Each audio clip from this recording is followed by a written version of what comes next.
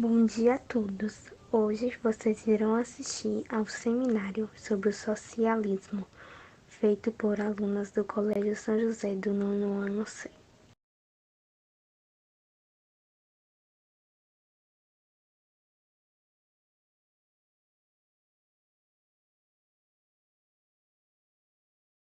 Bom dia, meu nome é Bárbara Dantas e hoje eu e minha equipe, composta por Alana de Aquino, Amanda Brito e Sofia Cerqueira, nós viemos apresentar nosso trabalho sobre o socialismo. O socialismo ele é uma filosofia política, social e econômica que abrange uma gama de sistemas econômicos e sociais caracterizados pela propriedade social dos meios de produção, incluindo as teorias políticas e movimentações associadas a tais sistemas. Os critérios que utilizamos para a construção do trabalho foram as pesquisas, buscas em livros e debates em grupo. Temos como nosso maior objetivo explicar o assunto de uma forma esclarecedora para todos entenderem. Bom dia, gente. Meu nome é Amanda e basicamente o principal princípio do socialismo é a igualdade. Karl Marx e Friedrich Engels desenvolveram a teoria socialista partindo da análise crítica e científica do próprio capitalismo. Por isso, ele propõe a distribuição igualitária de renda, extinção da propriedade privada, socialização dos meios de produção, economia planificada e, além disso, a tomada do poder por parte do proletariado. O socialismo visa uma sociedade sem classes, onde bens e propriedades possam ser de todos. O objetivo é acabar com grandes diferenças econômicas entre os indivíduos, ou seja, a divisão entre ricos e pobres. Bom dia, meu nome é Alana de Aquino. Existem hoje países que se autodeclaram socialistas, apesar do assunto ser bastante controverso. Mesmo que muitos deles ainda sigam alguns princípios socialistas, é notável a influência do capitalismo em seus sistemas, sobretudo na esfera econômica. Cuba talvez seja o exemplo mais conhecido de socialismo moderno. Instaurado no país desde a Revolução de 1959, o sistema cubano ainda mantém muitos de seus ideais socialistas, como a busca pela igualdade e a centralização dos serviços na mão do Estado. Contudo, o país já demonstra muitos indícios da economia capitalista, como a indústria de turismo e o comércio externo, ainda que limitado pelo embargo econômico. Já na China, o capitalismo foi implantado em 1949, pouco tempo depois do fim da Segunda Guerra Mundial. O país manteve estreita relação com a União Soviética até a década de 1960, mas a partir dos anos 70 começou a adotar aspectos capitalistas na economia. Por apresentar uma estrutura política baseada no socialismo, mas o sistema econômico capitalista, a China se define como um socialismo de mercado. O Vietnã adotou o regime socialista em 1976, após a conhecida guerra contra os Estados Unidos.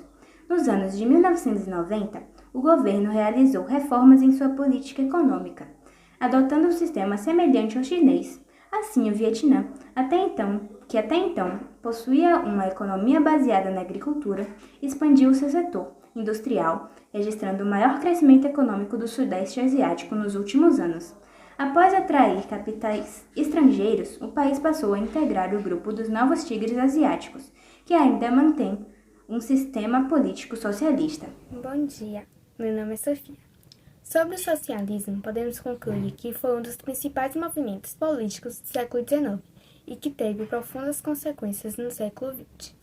O socialismo, que se divide historicamente em três tipos, utópico, anárquico e científico, influenciou diversos pensadores e adotou bastante diferenças, tendo modificado profundamente o modo como se concebia a política e a economia, e até hoje a dividir o debate político, sendo apontado por alguns como o meio mais moral e justo de conduzir o debate econômico e por outros como um modelo ultrapassado. No final do século XVIII, a Europa passava pela Revolução Industrial. Além de mudar a economia daqueles países, ela também causou algumas transformações sociais. O capitalismo deixava de ser comercial e passava a tomar forma do capitalismo industrial. Com a grande expansão das indústrias, a sociedade passou a crescer rapidamente e muitas pessoas passaram a migrar da área rural para as áreas urbanas, para poder procurar emprego nas fábricas. A sociedade, então, naquela época, ficou basicamente dividida entre dois grupos. Os proletariados, que eram os trabalhadores, e a burguesia, que detinha a maior parte das riquezas provenientes da produção. Os trabalhadores das fábricas se encontravam sob duras condições de trabalho. Além das precárias condições de segurança do ambiente de trabalho, eles tinham salários baixos, não tinham nenhum meio legal de protegê-los da jornada exaustiva que poderia chegar até 16 horas de trabalho por dia. As crianças trabalhavam e os idosos não tinham direito à aposentadoria. Nesse contexto, alguns intelectuais da época começaram a pensar como poderiam melhorar as condições sociais. Foi aí que surgiu a teoria socialista. Os primeiros pensadores dessa corrente foram Charles Fourier, Saint-Simon e Robert Owen, posteriormente denominado de socialismo utópicos. Depois de algum tempo, surgiu também o socialismo científico, que foi a partir de Friedrich Engels e Karl Marx. O socialismo utópico é uma corrente de pensamento que esteve baseada no modelo idealizador utópico. Ele foi desenvolvido no século XIX por Robert Owen, Saint-Simon e Charles Fourier, sendo considerado a primeira fase do pensamento socialista. O maior objetivo do socialismo utópico era a criação de uma sociedade ideal, mais justa e igualitária. O socialismo científico, também chamado de socialismo marxista, é uma teoria política, social e econômica. Ele foi criado em 1840 por Karl Marx e Friedrich Engels, como o próprio nome indica. Esse modelo esteve baseado na análise científica e crítica do sistema capitalista. O objetivo dessa doutrina era a transformação da sociedade a partir de uma análise profunda de suas relações econômicas, políticas e sociais.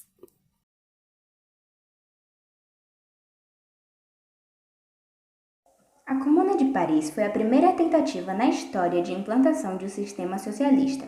Em 1971, após a derrota da França na Guerra Franco-Prussiana e após o acordo bem favorável à Prússia, os trabalhadores da França, e principalmente de Paris, se revoltaram e tomaram o poder. O governo na Comuna de Paris foi composto por 90 representantes eleitos, e todos eles seguiam diferentes vertentes socialistas. Muitos desses representantes pertenciam à Associação Internacional de Trabalhadores, também conhecida como Primeira Internacional, por ser a primeira organização de trabalhadores a superar as fronteiras nacionais. A principal meta da Comuna era a melhoria da qualidade de vida e de trabalho dos operários.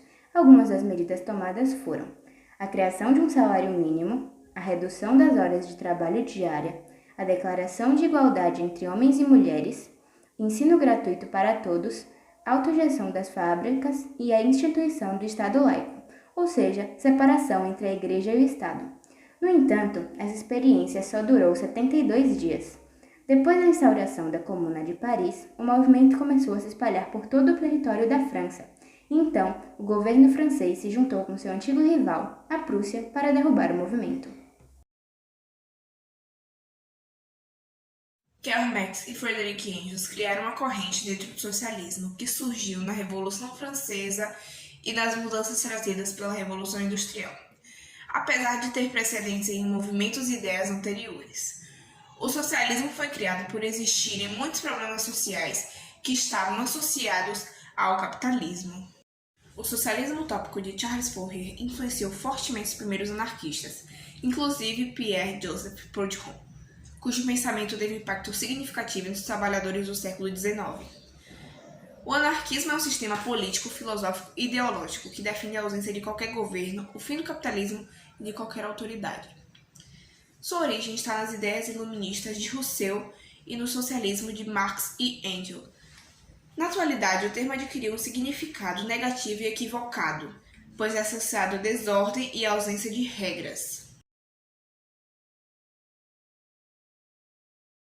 O anarquismo lutava para construir uma sociedade onde ninguém precisaria de dirigentes para saber aquilo que se deve fazer. O anarquismo surge no século XIX, proposto pelo filósofo e político inglês William Godwin. Para Godwin, a sociedade poderia viver sem as leis e restrições de um governo. Para alcançar este objetivo, propunha o fim da propriedade privada e da divisão de classes sociais. Ele também sugeria o fim do Estado e das instituições em geral, como a religião, que segundo ele era a fonte de autoritarismo, opressão e dominação. Para os anarquistas, a regulação da sociedade iria ocorrer através de assembleias ou talvez essas também não seriam necessárias. Afinal, o indivíduo seria consciente daquilo que prejudica a vida em comum e do que a favorece. 5 países que deram certo ou não com o sistema socialista. Polônia. A Polônia fazia parte do Bloco Leste junto com a URSS. Desde a saída do Bloco Soviético, o PIB cresceu mais de 1000% e o per capita mais de 1500%. É um crescimento econômico gigante. Atualmente, os impostos para as empresas são de 19%, bem baixo, e a população na linha da pobreza vem caindo conforme os anos.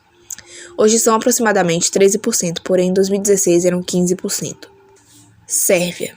A Sérvia, assim como a Eslovênia, faz parte da República Socialista Federalista da Iugoslávia. Eles saíram do bloco quando ele acabou, porém, até 2006 passaram por diversos conflitos até a formação do território atual, e durante esse período o governo que comandava era o Partido Socialista da Sérvia. Desde a saída do bloco, o PIB cresceu 300% e o per capita 330%. Petkovic, ex-jogador de futebol, nasceu no regime socialista e em uma entrevista disse, abre aspas, eu vivi muito bem no socialismo, mas nem sabia o que isso significava. A ideologia é fantástica, mas na prática não funcionava. Tenho amigos que são trabalhadores muito profissionais, mas também tem os que são boleirões, gostam de vida boa, não querem fazer nada. Imagine se esses amigos recebessem o mesmo que os trabalhadores dedicados. Isso desmotiva quem quer trabalhar. Mas uma nação ex-socialista que depois de algum período de tempo mudou sua economia planificada para uma economia de mercado. Venezuela. A Venezuela é o maior exemplo atual de caos econômico-social. 80% da população na extrema pobreza. Sistema ditatorial de nada para eles e tudo para mim. E o pior, uma mina de dinheiro que simplesmente parou no tempo. A Venezuela possui a maior reserva de petróleo do mundo.